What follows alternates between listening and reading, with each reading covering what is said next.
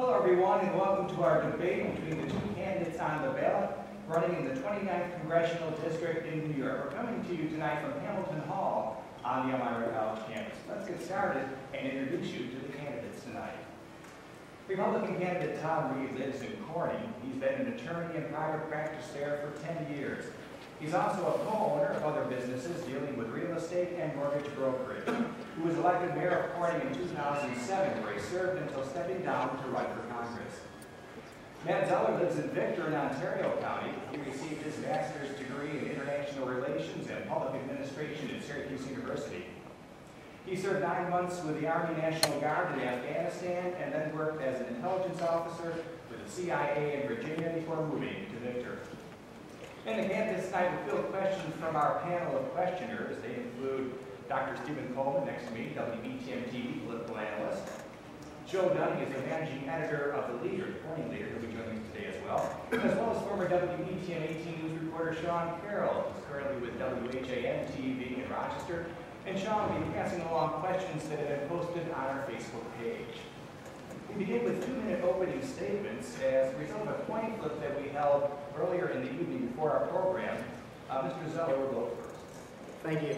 I'd like to thank those who are tuning in tonight, Dr. Coleman, WTM, the Corning Leader, for making this possible, and for the audience for joining us this evening. My name is Matt Zeller, and I'd like to be your next representative in Congress. My great-grandfather, Archie Lee Blades, came back from World War I. He built a house in Hornell, and then he founded a company that's employed thousands. I come from a very long line of Americans who, when our country needs us, both in time at war and at peace, we go. See, our ethos is we don't just talk about doing, we act. And coming back home tonight from Afghanistan, I am proud to say to you tonight that I'm here to act on your behalf. I'm here to serve you in Congress. You see, we have a problem. We have a government of the people, by the people, that's no longer working for the people. Our government is broken and is ignoring our needs and our interests. We need a new generation of leaders who are going to put and dedicate themselves to working for the American people. You see now, our government, it actually uses our tax dollars to outsource our jobs. Think about that for a second.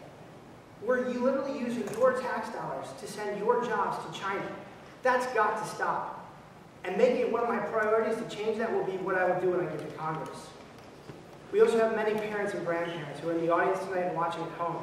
And I want to thank you because you created the American middle class. But too many of you are suffering from the debilitating effects of poverty, having lost your retirement due to the stock market collapse. And the only thing that's keeping you going is Social Security. It allows you to put food on your family's table.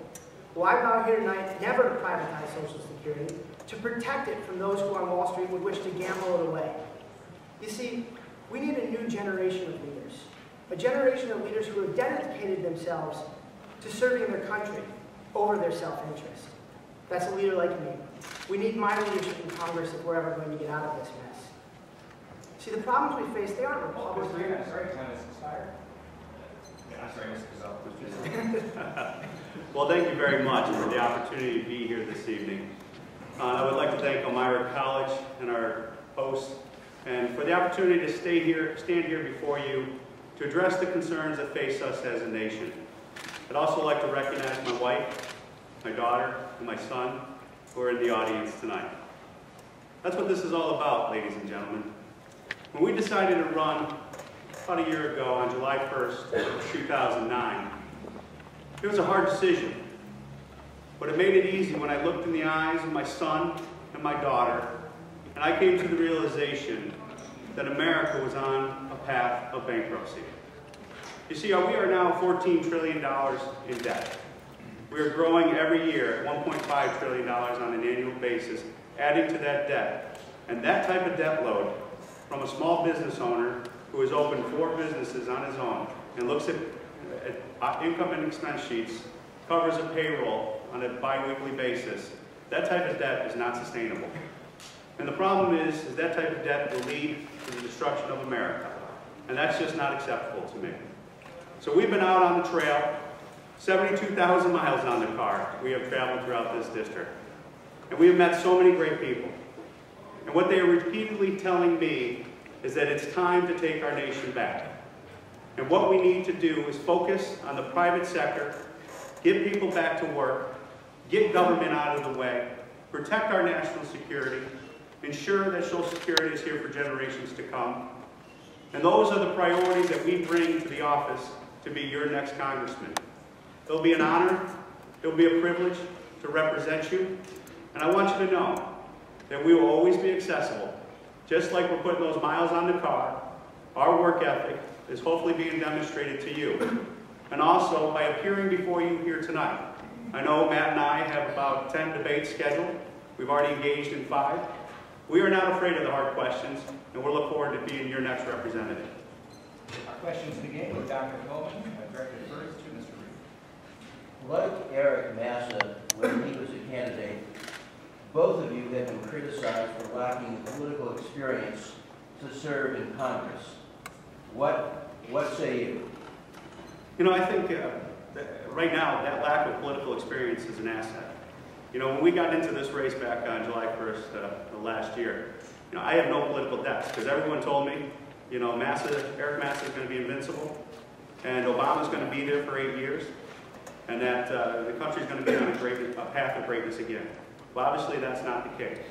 And so we have no political debts coming into this race. And we stand before you as an independent voice who is going to go down to Washington, D.C. to represent you. You see, this is home. I live in the house my grandfather built back in 1922. This area is so important to me. It's so important to my family. I'm the youngest of 12 children. We grew up in that, the last 6 of us grew up in that house after my father passed when we were 2. We're never leaving this area, and we look forward to being your next representative. Nobody comes back home from war young. And if you took a look at our current generation of leaders, I think you'll agree. I don't think experience qualifies for anything these days. See, the problem we have is we've correlated the ability to fundraise with the ability to govern. And look what that's gotten us. A government that no longer works for the people, that simply focuses on our problems as either being Republican or Democrat. I say differently. I say our problems are American.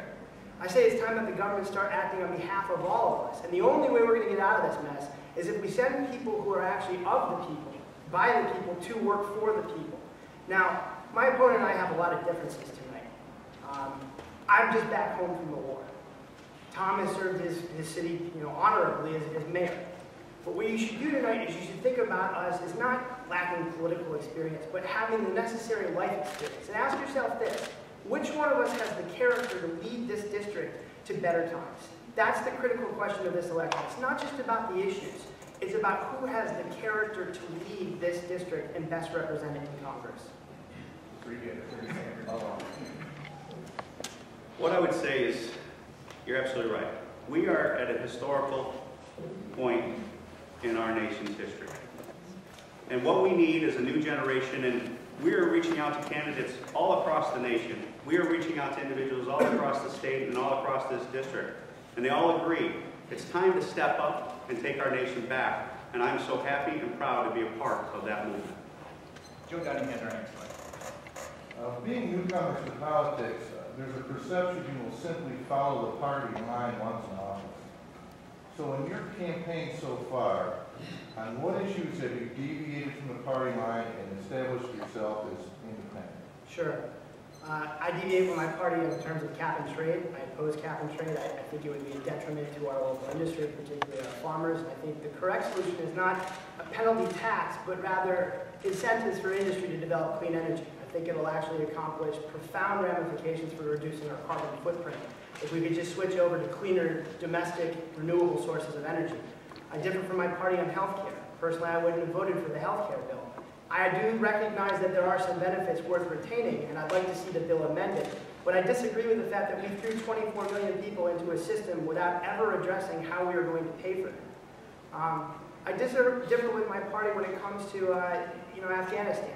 My party has set up a particular timetable for withdrawal. Personally, I think it needs to be on the ground conditions based. I do, however, would like to point out that I could bring a unique experience to this. I'm the only candidate in this election to ever actually have served in Afghanistan. I think the President, Congress in particular, would value my life experience and what I could bring as ground truth to the situation. What I'd like to say, when I stood up for this race, I came at this race with my own personal philosophy. And I'm proud to be